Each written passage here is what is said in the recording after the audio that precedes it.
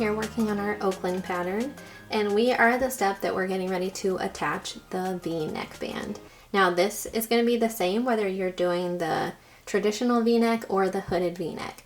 I'm just going to be showing the traditional V-neck this time, but again, it's the same process if you're doing the hooded V-neck. So far, I have found the center back neckline and the center front neckline by simply folding the front in half and the back in half.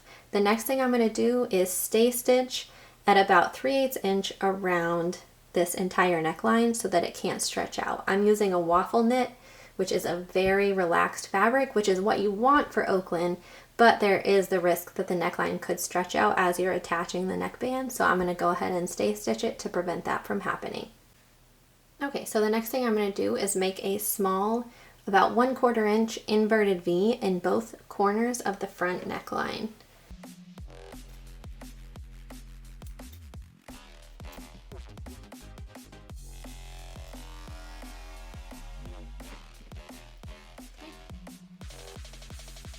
Done there, and it's done there. I'm just going to pull this out of the way, and I am going to take my neckband, you can see it here. So I'm going to fold my neckband in half, wrong sides together,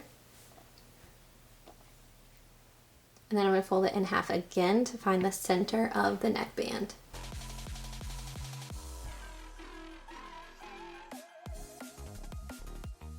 Okay. Now I'm going to unfold it. I have my center of my neckband marked. And then I'm going to turn my bodice so it's wrong side out. This is just the way that I prefer to stitch my neckband on.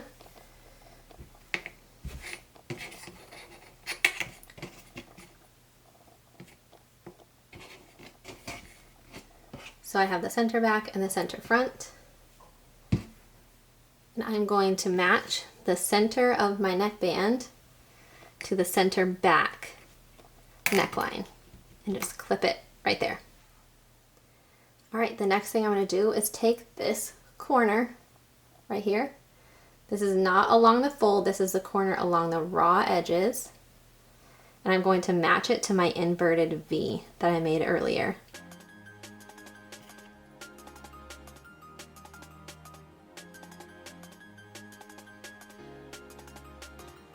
And now I'm going to do the same thing with this corner.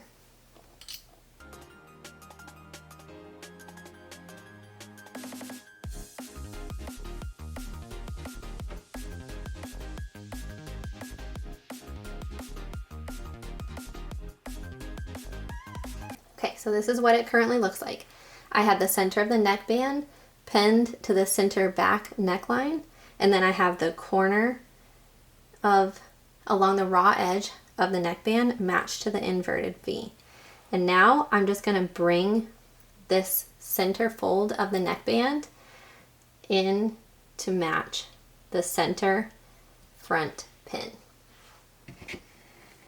Okay, I'll do that one more time. This is the folded edge of the neckband. I'm just going to bring it in to match the center.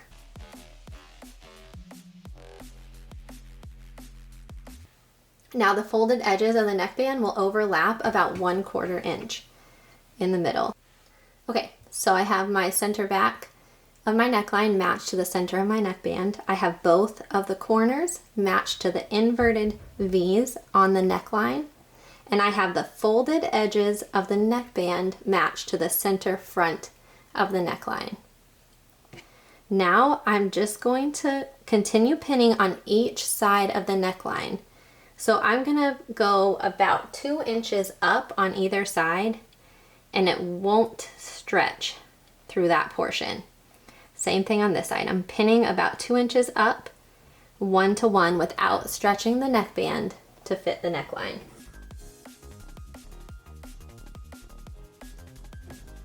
Okay, now I'm gonna fit the remainder of the neckband to the neckline, and it is just gonna stretch very, very gently. There isn't much stretch at all because we want this to be a really relaxed fit. Okay, so I'm stretching the neckband just very gently to fit the neckline.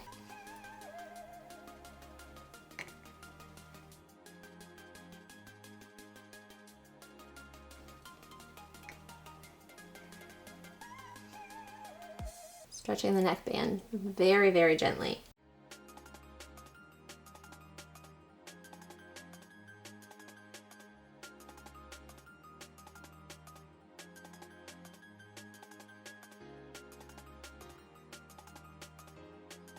Okay, so this is what our neckband looks like, all pinned in place. And before I do anything else, I'm going to go ahead and stitch the center of this neckband from the raw edge about 1/2 inch down. I'm going to baste it in place because you don't want the center fold of the neckband to be spread apart after you've stitched the neckband on. So I'm going to go ahead and baste that in place from the raw edge up about 1/2 inch. Okay, so I've basted in place just right here along the center fold of the neckband so they're not coming apart when I stitch on the neckband. The next thing that I'm going to do is stitch from about 2 inches up either side, from either corner, about 2 inches up, through the corner, across the other corner, and then about 2 inches up to the other side. I'm going to baste that in place because what I want to do is check and be sure that my V or my corner looks acceptable. Now, when you do this, the V that we made will spread out. You should be able to see that here in the picture. So the V is right here that we made, and that will kind of spread out as I stitch. Now, when you get to each corner, you're going to want to leave your needle down, lift your presser foot, and then turn the garment. And then put your presser foot back down and continue stitching. Same thing here, you'll leave your needle down in the fabric, lift the presser foot, turn the fabric, then put your presser foot down and continue stitching right here.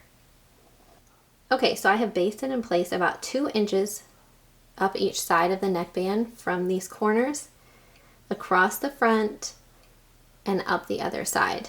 So right here is where I've basted in place. So what I'm going to do is turn this right side out just to be sure that this looks okay to me. So you can see some of my stay stitching there, which is fine because I will remove those stay stitches later on. But I'm pleased with that. For such a lightweight sweater knit, you're not going to get a much better corner than this. So now what I'm going to do is go ahead and stitch around with a stretch stitch. I'm going to stitch around the entire neckline. Now remember, only this portion of the neckband stretches to fit the neckline. This part right here fits 1-to-1 without stretching. So when I'm stitching my neckband to my neckline, I'm actually going to use a sewing machine because I definitely want to use a sewing machine for this part so I can get a nice crisp corner. And since the neckband is so short, I'm just going to go ahead and finish with a stretch stitch on my sewing machine, and then I'll just finish the raw edges of the seam allowance with my serger. Okay, so I finished stitching my neckband to my neckline. I did that with a sewing machine, as I said, and then I just finished the seams with my serger. So now I'm just going to go through and I'm going to pick out my basting stitches along the neckline and any of the stay stitches that are visible. I'm going to go ahead and remove those, and then I will continue with the rest of my pattern.